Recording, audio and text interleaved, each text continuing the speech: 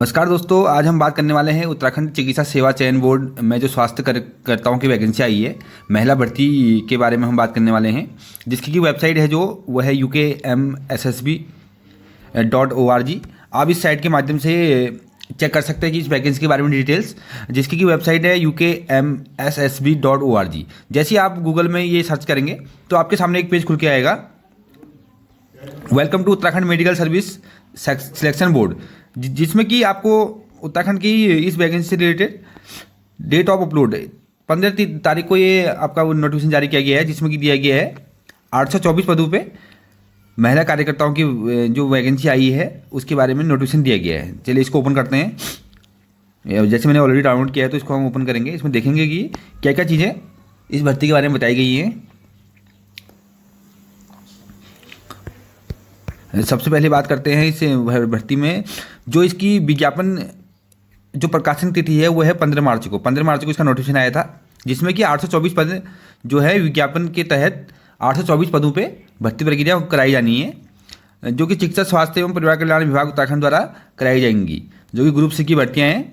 चलिए इसके ऑनलाइन जो आवेदन प्रारंभ करने की तिथि है वो है 24 मार्च। 24 मार्च से इसके ऑनलाइन फॉर्म भरने स्टार्ट हो जाएंगे और ऑनलाइन आवेदन करने की जो अंतिम तिथि रहेगी वो रहेगी 13 अप्रैल 2022 को। 13 अप्रैल तक इस भर्ती के लिए लास्ट जो डेट है वो है 13 अप्रैल। और जो वैकेंसी इसकी स्टार्ट होंगी फॉर्म बनने वो होंगे 24 मार्च से। लगभग 6-7 दिन के बाद ये फॉर्म बनना स्टार्ट हो जाएंगे और जो अंतिम तिथि रहेगी इसकी लगभग 13 अप्रैल तक। कुल मिला के लगभग 20 दिन के टाइम मिलने वाला है इस फॉर्म भरने के लिए। तो जल्दी से जल्दी आप लोग इस फॉर्म को भर लें जब ये इसका नोटिफिकेशन जारी हो जाएगा। इसमें लगभग 824 पद जो है 824 बम्पर भर्ती है। 824 पदों पे इसमें भर्ती होनी है, जो कि उत्तराखंड में सेवा चयन जो चिकित्सा सेवा चयन आयोग है उसके द्वारा इसकी भर्ती कराई जाएगी। और इसमें जो पद का नाम है स्वास्थ्य कार्यकर्ता महिला, जो है केवल महिलाओं के लिए यह भर्ती है। जिसका वेतनमान होगा वेतनमान लगभग 21,700 से लेके 59,100 रुपये लेवल 3 का जो रहेगा वेतन इसमें। और जो इसमें जातिवाद वैकेंसियाँ है वो है अनुसूचित जाति के लिए 113 वैकेंसी, अनुसूचित जनजाति के लिए 39 और अन्य पिछड़ा वर्ग के लिए 55, आर्थिक रूप से कमजोर वर्ग जो है उनके लिए 55 वैकेंसी रहने वाली है। और सामान्य और अनारक्षित जो वर्ग रहेंगे उनके लिए 533 वैकेंसियाँ। टोटल 824 पदों पर भर्ती प्रक्रिया होनी है, जो कि चिकित्सा सेवा चयन बोर्ड के द्वारा कराई जाएंगी। उसके बाद आगे बढ़ते हैं। इसमें वो रहेगा अराजपत्रित अंशदायी पेंशन योजना।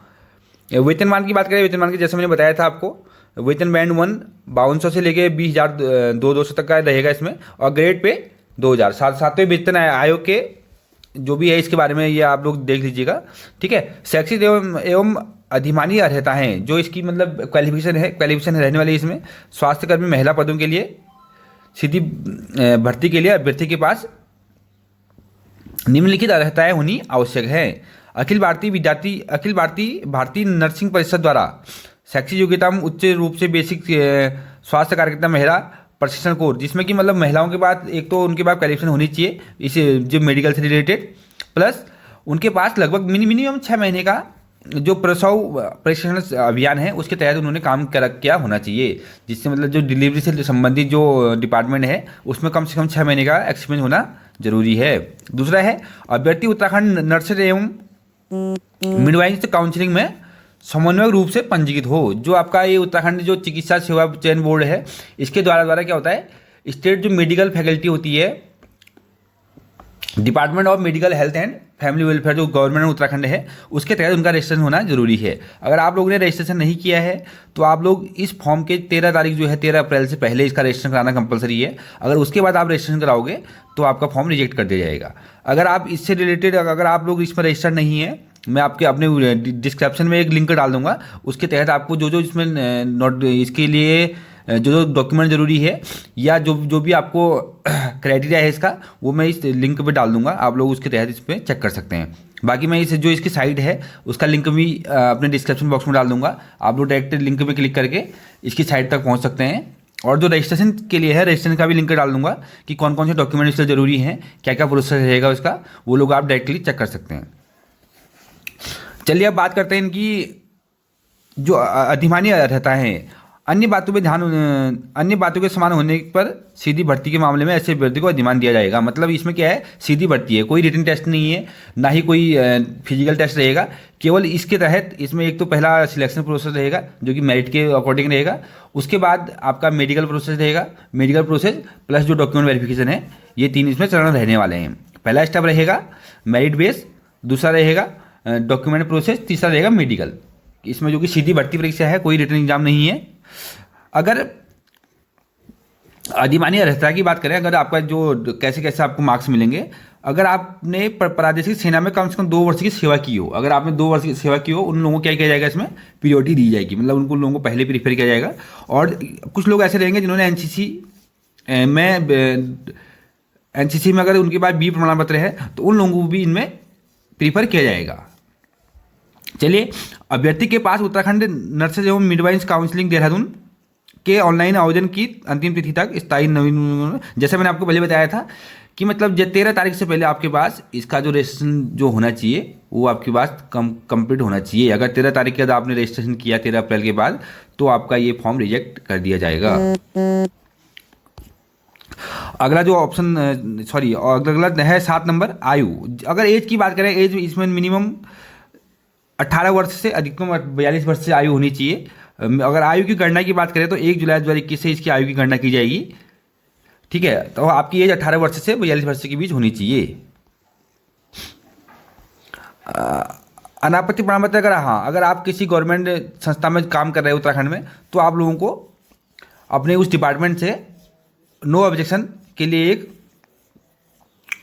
प्रमाण पत्र बनाना पड़ेगा, जो कि जरूरी रहेगा आपको कि अगर आप किसी सेवा में काम कर रहे हैं उत्तराखंड डिपार्टमेंट में, किसी गवर्नमेंट डिपार्टमेंट में काम कर रहे हैं, तो आप लोगों को नो ऑब्जेक्शन सर्टिफिकेट बनाना कंपलसरी है। आरक्षण की बात करें, आरक्षण जैसे पता है आपको, एक हॉरिजॉन्टल और वर्टिकल आर्टिकल जो आरक्षण रहेगा इसमें रिजर्वेशन, उसके अकॉर्डिंग इसमें भी सेम रहेगा। इसके बारे में आप डिटेल में पढ़ लेना, इसके बारे में जो भी चीज़ रहेंगे इसमें आरक्षण के बारे में।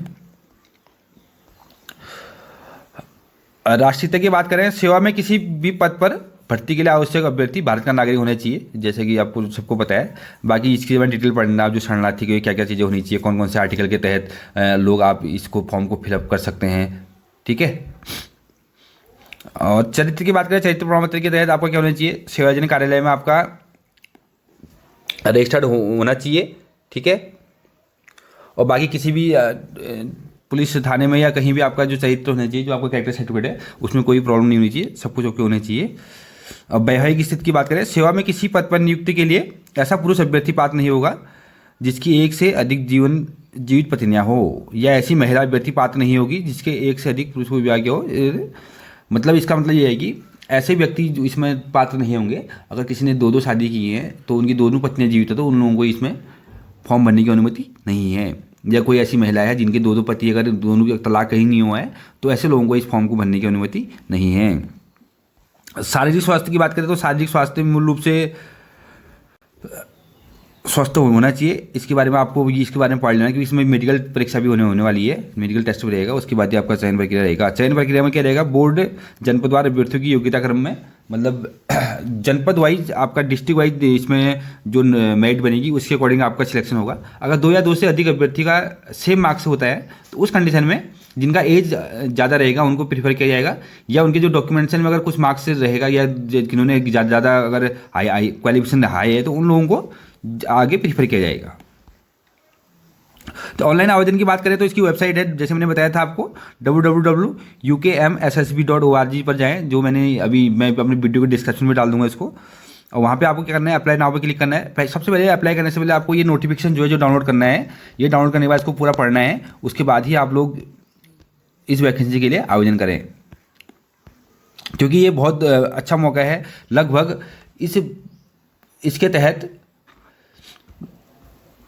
इस जो परीक्षा है आपकी जो होने वाली है, इसके तहत लगभग 824 पदों पे भर्ती है। 824 पदों पे, वो भी केवल फीमेल वर्ग हैं उनके लिए ये वैकेंसी है 824। जिसमें कि अगर हम बात करें कैटेगरी वाइज, तो SC वर्ग के लिए लगभग 133, ST के लिए 48, OBC के लिए लगभग 55 वैकेंसी है इसमें, 55। और EWS जो पिछड़ा जो आर्थिक रूप से कमजोर वर्ग उनके लिए भी 55 वैकेंसी है, एवं अनारक्षित जनरल वर्ग के लिए इसमें लगभग 533 पद हैं। टोटल 824 पदों पे भर्ती होनी है, जिसकी कि स्टार्टिंग डेट है जो 24 मार्च से यह वैकेंसी स्टार्ट हो जाएगी और 13 अप्रैल को लास्ट डेट है। बाकी जैसा मैंने आपको बताया था कि इसमें जो काउंसिल द्वारा जो आपका रजिस्ट्रेशन कराना है, रजिस्ट्रेशन के लिए जो भी डिटेल्स हैं उसको मैं अपनी वीडियो के डिस्क्रिप्शन में डाल दूंगा, आप लोग चेक कर लीजिएगा। और इस जो वेबसाइट है, इस वेबसाइट को भी मेंशन कर दूंगा। आप लोग अधिक से अधिक अपने दोस्तों को इस वीडियो को शेयर करें, जिससे कि सब तक ये वैकेंसी के बारे में पहुंच पाए, क्योंकि बहुत बड़ी वैकेंसी होने वाली है उत्तराखंड के लिए। ठीक है, थैंक यू।